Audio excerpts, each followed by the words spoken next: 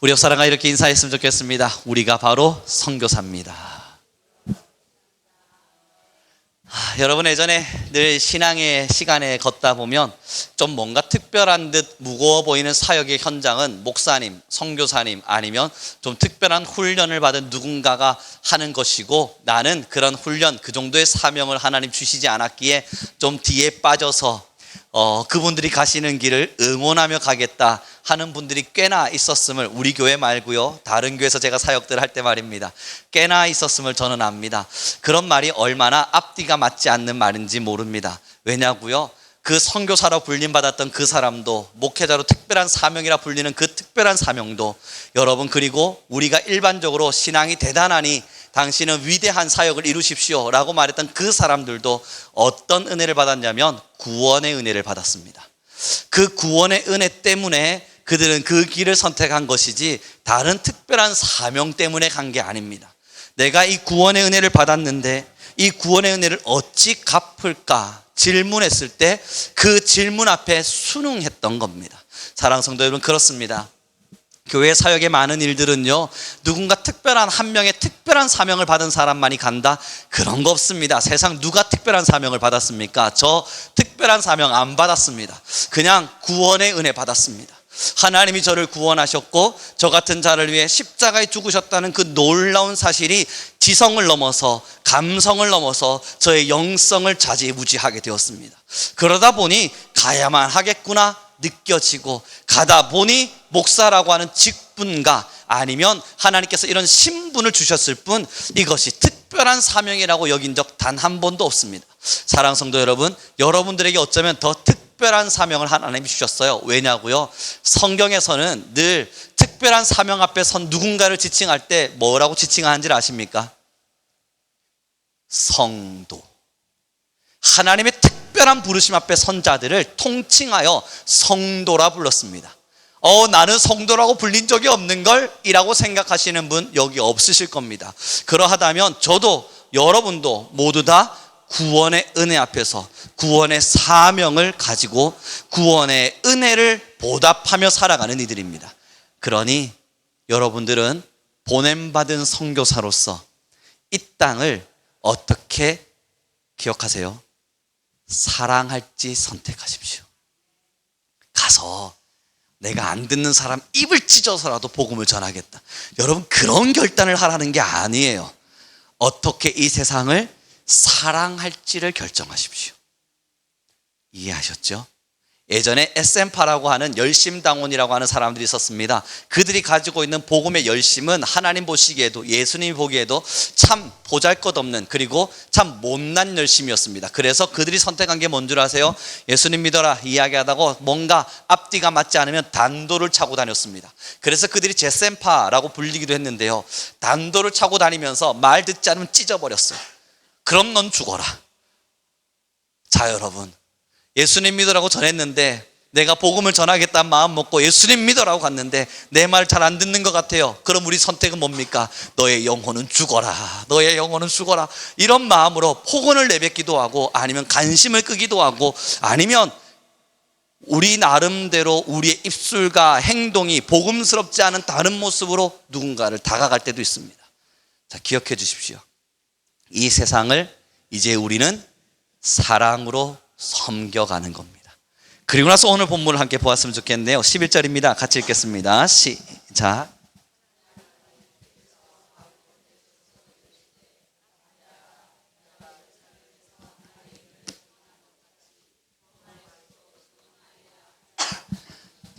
여러분, 예루살렘에서 어떤 일이 있었는지 상세한 이야기는 다음 주에 진행이 되게 됩니다. 그런데 오늘 이 본문을 보세요. 여러분, 우리는 한글을 읽을 줄 알잖아요.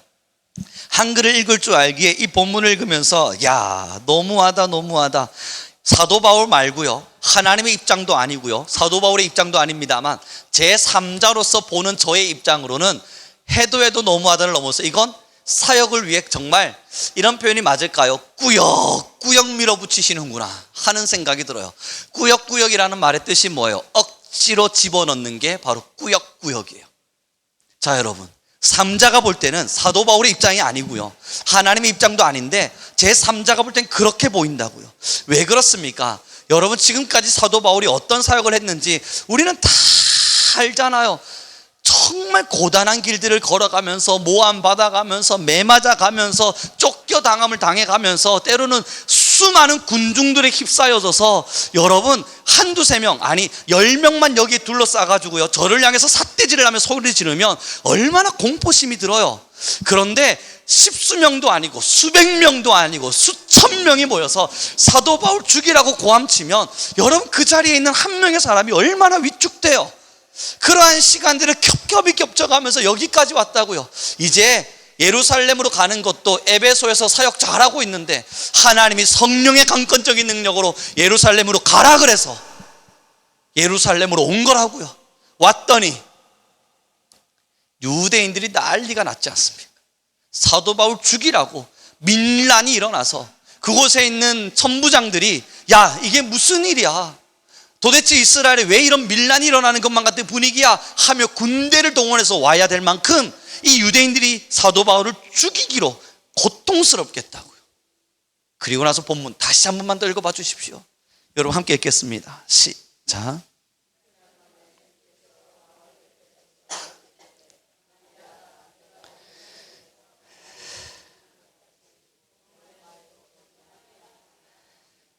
기진맥진에 있는 이 사도 바울에게 어쩌면 모든 것에 쇠약해질 수밖에 없는 사도 바울에게 하나님 뭐라 말씀하세요? 담대하라. 너가 예루살렘에서도 나의 복음을 전한 것처럼 일어나서 넌 어디로도 가야 된다고요.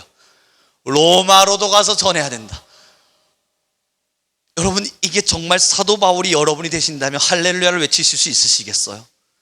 이건 할렐루야를 외칠 수 있는 일이 아닙니다. 왜냐고요? 지금 당장 여러분이 감옥에 있기 전 무슨 일이 일어났습니까? 사도 바울로 인해서 공회가 모였고 유대인들 대제사장들과 제사장들이 모여서 공회에서 사도 바울을 찢어 죽이자는 이야기들이 나오고 있는 중이라고요. 지금 사도 바울은 유대인들 앞에 서서 공회 앞에 서서 자신을 변론하면서 내가 전하고자 하는 복음을 전달해 가면서 수없는 비난을 듣고 왔다고요. 마음이 참담히 내려앉을 수 있을 만한 상황이라고요. 그럼 하나님이 오셔서 바울아 내가 너의 수고를 보았다. 걱정하지 말거라. 내가 너를 지키리라. 여기서만 멈추면 되잖아요. 그런데 그 나약해진 마음에 하나님이 뭐라 말씀하시냐면 담대하랍니다. 그럼 하나님 제가 왜 담대해야만 하죠? 왜 제가 힘을 내야만 하죠? 저를 위해서 저들과 싸워주시겠습니까? 저를 위해서 군대를 동원하시거나 천군 천사를 동원하셔서 저들을 무찔러 주시겠습니까? 하나님 그럼으로써 나에게 담대하라 말씀하시는 건가요? 아니요. 예루살렘처럼 너 로마로도 가야 되니까. 정말 꾸역꾸역 아닙니까? 여러분 저는 사도 바울과 같은 믿음의 분량이 되지가 않습니다.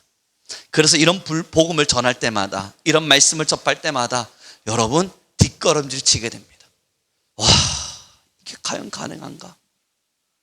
이러한 상황을 다시 맞닥뜨리고 있을 때 하나님이 오셔서 그럼에도 가라, 여전히 가라, 멈추지 말고 가라, 가서 로마에서도 복음을 전하라 라고 말씀하시면 이게 정말 가능할까? 사랑하는 성도 여러분 기억해 주십시오. 한 번에 죽는 거라면 얼마든지 복음을 해서 죽을 준비가 되어 있어요.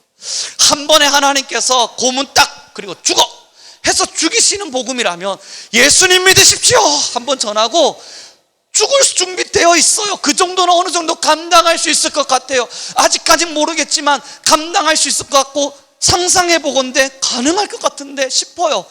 그러나 수십 년간 멱살 끌고 다니시듯 하나님이 끌고 다니시면서 여기서 복음을 전하라. 수없이 매맞았는데 그 사람 치료도 제대로 해주지 않고 다시 멱살 잡고 여기서도 복음을 전하라. 피 철철 흘리고 있는데 다시 복음 멱살 끄집어내고 여기서도 복음을 전해라. 이제는 온갖 비난과 모함 때문에 이 마음이 철저히 무너져 내려앉았는데 다시 이렇게 세우셔서 거기도 가야 되니까 겁먹지 말고 담대하라. 하루 이틀 문제면 괜찮습니다. 1, 2년 문제면 참고 넘어갈 만합니다. 여전히 그럼에도 복음이라 하신다면 우리 성도님들의 선택은요, 우리 옆 사람에게 이렇게 인사합시다. 우리가 선교사랍니다.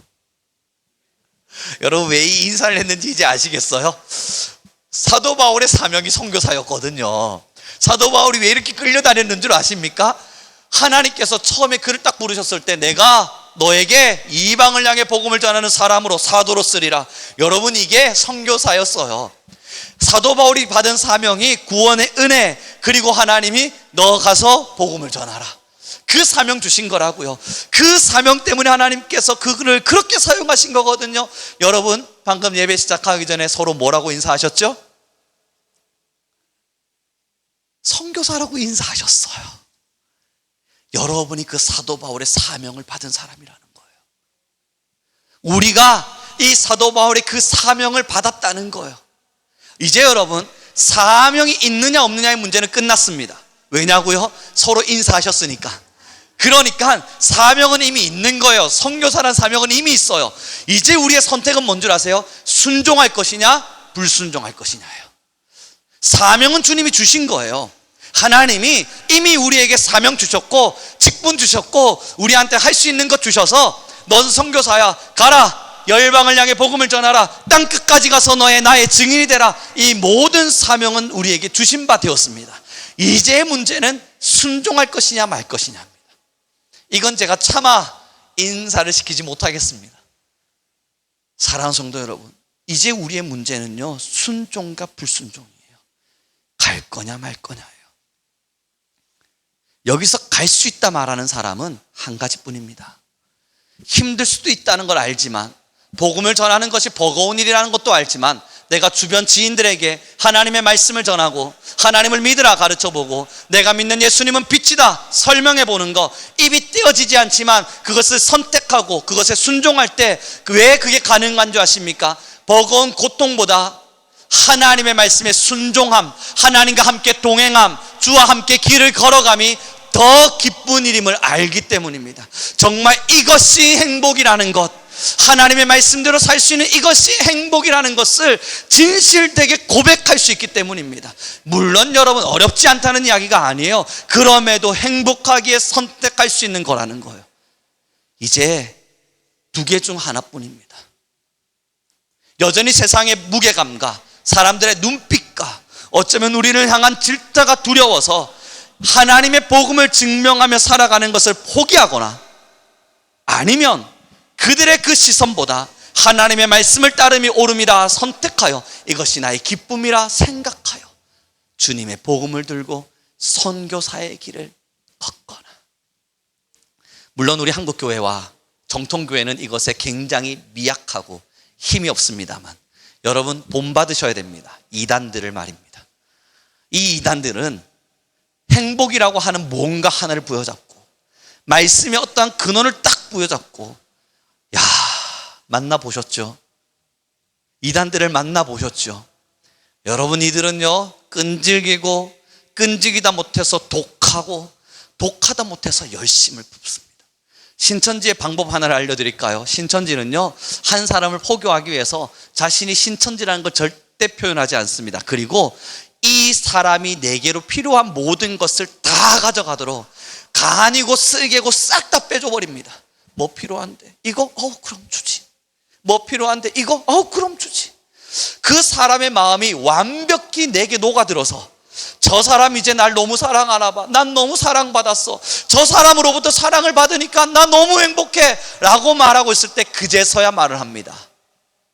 보혜사 하나님이, 더 하지 맙시다. 설교 중에 뭐 신천지 설명할 것도 아니니까요. 그러니 여러분 그 마음 녹힌 사람이 그럼 당신이 섬기는 신이라면 내가 섬겨야지 하며 따라가는 거예요. 여러분 2024년도인가요? 5년도 초인가요? 신천지의 새가족 신자 세례수가 10만 명을 넘었습니다. 어마어마한 거잖아요. 어떤 일인 줄 아시겠죠?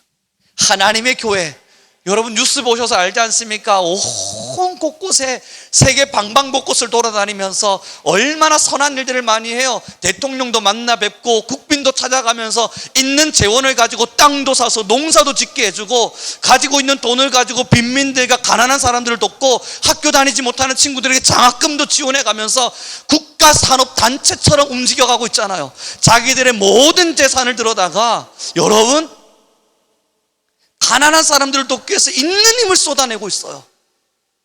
하나님의 교회라는 걸 드러내지 않아요.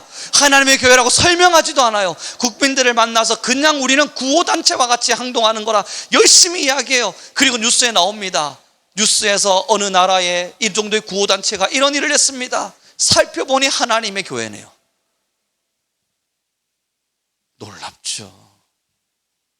그런데 여러분, 그들과 같은 열심이 예수님 믿는 사람들에게선 불가능한 것인가 하고 생각하고 오늘 본문을 보니까 11절 다시 한 번만 더 읽어보겠습니다. 같이 읽겠습니다. 시작.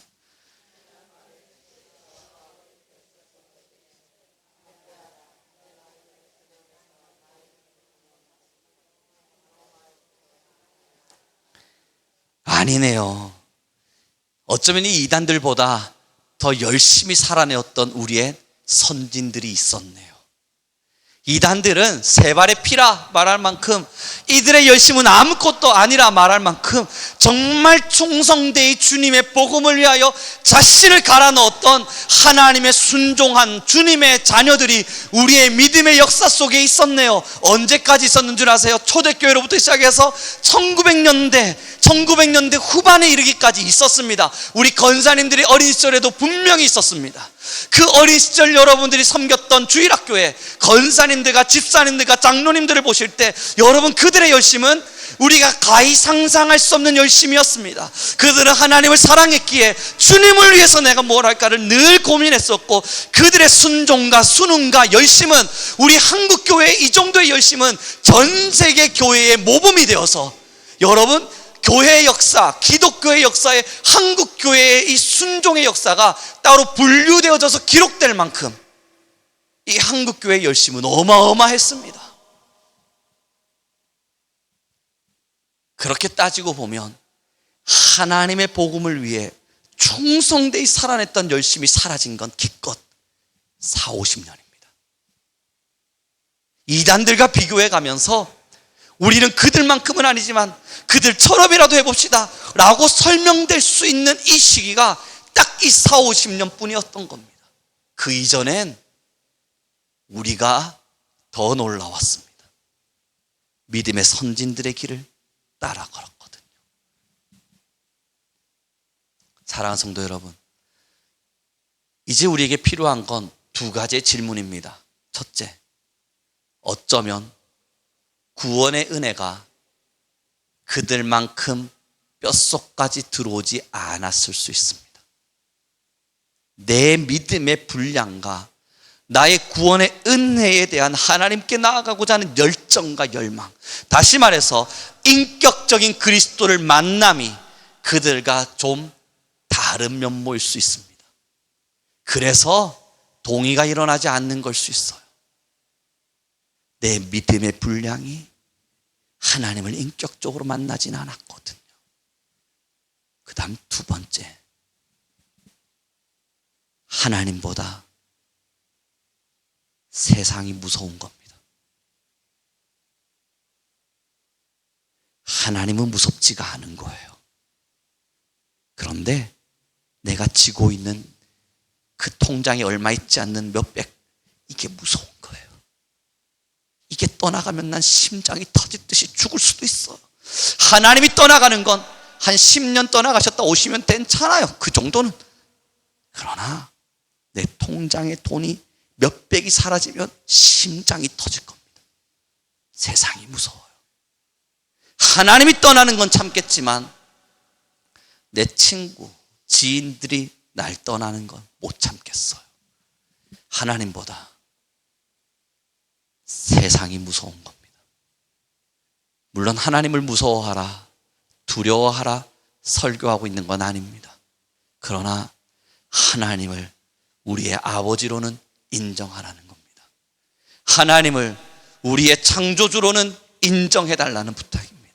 그분이 우리가 막대할 수 있는 분이 아님을, 그분이 우리가 쉽사리 버렸다 치할 수 있는 그 정도의 분이 아님을 내가 마음속에 빼냈다가 넣었다가 빼냈다가 넣었다가 내 마음대로 조리할 수 있는 분이 아님을 그것만큼은 인정하며 신앙의 길을 가자는 거예요. 사랑하는 성도 여러분, 우리는 선교사입니다. 우리가 하나님의 복음을 진 하나님의 백성들입니다. 그럼 여러분, 우리의 주 사역, 우리가 목적으로 하는 가장 큰 우리의 삶의 의미는 무엇겠습니까? 돈 벌기? 인정받기? 명예욕을 가지기? 아니면 유명해지기? 그게 아니라면 가정을 화목하게 꾸리기? 우리의 제일의 큰 목적은 여러분 늘 찬양하시는 것처럼 나 주님의 기쁨 되기 원하네. 그 찬양은 이렇게 또 가사가 기록되어 있더군요. 내가 원하는 한 가지, 난 이거 하나만 원한다는 거예요. 다른 걸 원하진 않는다는 거예요. 난 이거 하나만 원해요. 난 이거 하나만 원하는데 그게 뭔 줄 아세요? 나 주님의 기쁨 되길 원합니다. 나 하나 원합니다. 돈 많이 벌고 싶습니다. 그런 게 아니었다고요. 나 하나 원합니다. 내가 꿈꾸는 나의 미래가 찬란하게 빛나길 원합니다. 그런 게 아니었다고요. 나 하나 원합니다. 주님의 기쁨 되길 원합니다. 여러분, 저는 어린 시절에 말도 많았고 어쩌면 사람들과 친목을 도모하고 어쩌면 조금 사교성 있게 다가가는 걸 좋아하는 편이었습니다. 그런데 어느 한 시점을 기점으로 저는 사실 말을 잃었습니다. 누군가와 대화하고 말하는 것을 그리 즐거워하는 편은 아닙니다. 목회자이기에 상담은 해야겠기에 요청이 오면 대화하고 말하고 나누기도 하지만 지금의 저는 사실상 누군가랑 말하고 대화하는 그 자체가 많이 버겁습니다. 그때가 언제인 줄 아세요? 어느 한날 20대 시점에 예수님을 위해서 무언가 한 가지 일을 시작했고 그 길들을 걸어가는데 그것에 오해가 겹겹이 쌓여서, 예전에 우리 성도님들에게도 한 번 더 예를 든 것처럼 기억하실 분들 기억해 주십시오. 겹겹이 오해가 쌓여서 그 동네 전체가 저를 마주 보면서 야야야 쟤야 쟤 라고 손가락질 할 때가 있었습니다. 한 1년 좀 넘게 동안. 저를 만나면 늘 좋은 대화를 나눠주셨던 반찬 가게 아주머니, 아이 당신이 하는 일은 좋은 일 같으니까 이 와이셔츠 맡길 것은 우리한테 맡기세요 라고 말해 주셨던 세탁소 사장님, 지나가다가 제가 한 번씩 야식으로 만두 많이 사가지고 들고 들어갔던 만두집 아줌마 등이 등등등등등 많은 분들이 수근수근거리는 소리를 들었습니다. 버스에서 탁 내려서 길을 걸어가면 온 사람들이 저를 비난하는 것만 같아요.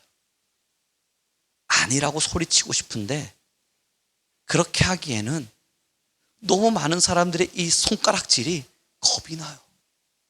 그래서 사도 바울의 마음을 조금은 이해합니다. 그때부터 저는 사람이 싫어지기 시작했습니다. 믿을 사람은 없다. 그 누구도 믿어서는 안 된다. 사람이 싫어지기 시작하며 그냥 사역이니까 사명이니까 힘을 다할 뿐 사람에게 기대하지 말자. 그 1년 반을 거의 무건수행하듯 살았습니다. 그때부터 저는 기억합니다. 말하는 것도 싫고 대화하는 것도 싫고 사람과 가까워지는 게 싫었습니다. 조금 가까이 된다 싶으면 적당한 거리를 의도적으로 두면서 또 다른 오해를 만들어서 그러한 마음의 무너짐을 경험하고 싶지가 않았습니다.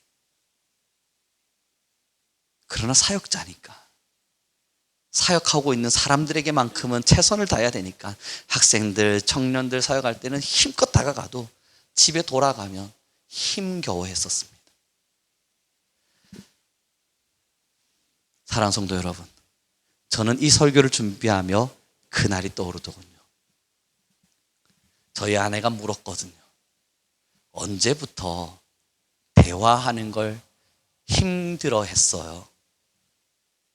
이렇게 사역에서 설교하고 사역자들을 만나거나 아니면 성도님들을 만나서 이야기하는 것 말고요, 그냥 조용히 혼자 있는 시간에 누군가가 말을 걸 때, 그냥 아니면 개인적인 시간이 있을 때 누군가가 대화를 요청할 때 그것을 피하고 하지 않으려고 노력하고 혼자 조용히 있는 걸 좋아하는 이 모습, 언제부터 그랬냐고 저한테 묻더라고요. 그래서 저는 말해주었죠. 이날이었다. 그리고 그날을 기점으로 1년을 지나다 보니 글쎄 사람에 대한 신의가 많은 부분 지워진 것만 같다. 사랑하는 성도 여러분, 예수님을 사랑하세요? 그럼 그 예수님 때문에 걸어가는 많은 길에 정말 꽃길이기를 원하세요?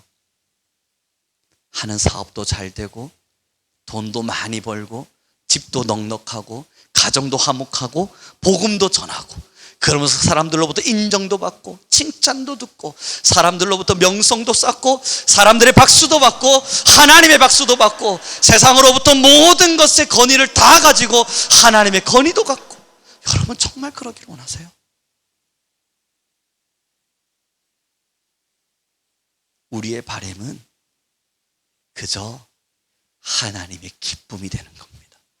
그 길을 걸어가다 보니까요, 다니엘처럼 하나님께서 왕권 위로 다 올리셔서 쓰는 이도 있어요. 그때 다니엘이 내가 세상의 권세를 잡았다 자랑했을까요? 아니요. 아무 가치도 없어요. 있으나 마나한 가치 아닙니까? 그는 하나님의 나라를 위해 살았을 뿐이에요. 그랬더니 로마 시민권 버려라, 물질도 버려라, 너의 명예도 버려라, 너는 모든 것을 배설물로 여기며 치욕스러울 만큼 어쩌면 손가락질 받는 삶을 살아라. 하나님이 사도 바울에게 그것을 허락하셨어요. 그럼 사도 바울은 그 길을 걸어가며 하나님 도대체 왜 그러십니까? 따졌을까요? 아니요. 둘 다 그냥 하나님의 기쁨이고 싶었어요. 우리 성도님들 모두에게 질문합니다. 우리의 마음속에 여전히 세상의 야망이 남아 하나님이 이것을 이끌어주기를 원할 때 이 불순물은 결국 우리의 덫이 됩니다. 하나님 앞에서 살아간다는 것은 오롯이 하나님의 기쁨이 되기를 원하는 우리의 간절함인 겁니다. 사랑하는 성도 여러분, 어둠과 빛은 공존할 수 없고 세상을 사랑함과 하나님을 사랑함이 함께 공존할 수 없습니다. 하나님의 복음을 전하는 입술을 가지고 세상을 사랑하는 입술로 또 변경될 수 없고, 하나님을 찬양하는 입술을 가지고 세상의 것이 좋다 말하며 살아갈 수도 없습니다. 이제는 선택의 기로예요. 무엇을 선택할지 명확해야 돼요. 차든지 뜨겁든지 둘 중 하나여야 돼요. 복음입니까? 정말 우리가 복음으로 살기를 원합니까? 그러하다면 어떠한 길일지라도 하나님의 기쁨이 되고자 우리의 발걸음을 힘차게 내딛길 바랍니다. 만약 그게 아니라면요, 여러분 어설픈 신앙의 길을 걸어가면서 세상도 적당히 사랑하고 하나님도 적당히 사랑하면요, 제가 장담하죠, 여러분의 신앙 아니면 우리 모두의 신앙은 늘 갈팡질팡하다가 결국 하나님의 자녀도 아닌 것만 같고, 그렇다고 세상에 속해 있는 것도 아닌 것만 같고 정체성을 가지질 못한 겁니다. 가장 어려운 신앙이 이 정체성 없는 신앙인이거든요. 우리 옆 사람에게 마지막으로 이렇게 인사해 줍시다. 우리가 선교사입니다. 왜 아까보다 인사 소리가 더 많이 줄어들었어요? 자, 여러분 이제 선교사님들에게 어떤 걸 기대하십니까? 선교사님이 선교를 마치고 아니면 목회자가 목회를 해나가면서 여러분들에게 선교 보고를 합니다. 이제 보고를 시작해보죠. 자, 여러분, 여러분들께서 기도 많이 해주셔서 우리 아기들을 굉장히 교육 환경이 좋은 곳에서 좋은 대학에 보내가면서 밤새도록 공부를 잘 가르쳤습니다. 고맙습니다. 저희 집은요, 여러분이 기도 많이 해주셔서 60평대 아파트로 탁 이사를 했고요. 저희 집은요, 지금 여러분들이 기도 많이 해주셔서 한 50억 가량의 돈을 모으기도 했습니다. 고맙습니다, 여러분. 어떠세요? 선교사가 왜 저래? 라는 마음 가지시죠. 그 잣대를 왜 선교사에게만 두세요? 그 평가의 잣대를 왜 목회자에게만 대미세요? 우리 모두의 잣대여야 돼요.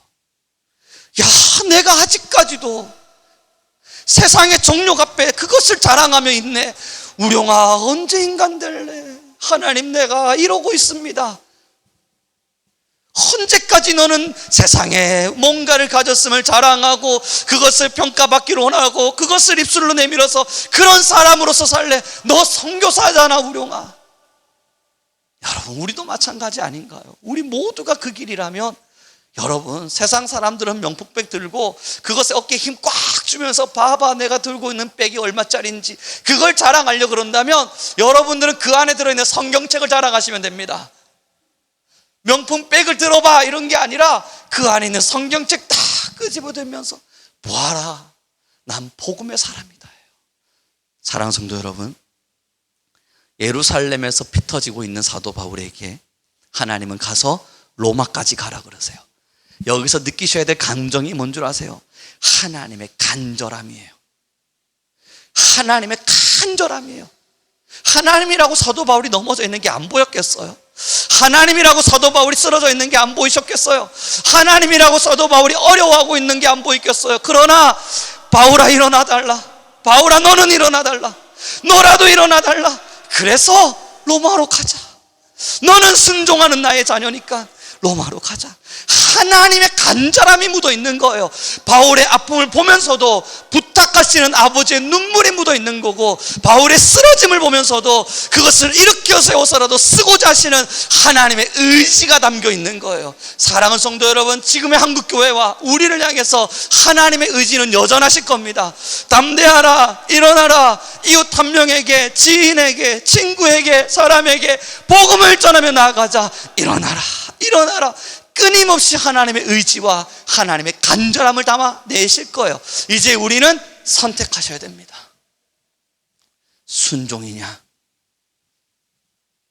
불순종이냐. 이 선택까지 우리가 순종하십시오를 외칠 수는 없습니다.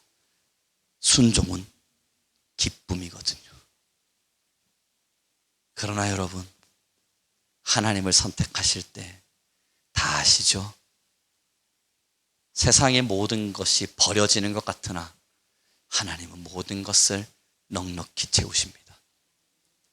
여기까지 우리를 인도하신 하나님은 앞으로의 모든 길들 또한 이끌어 가십니다.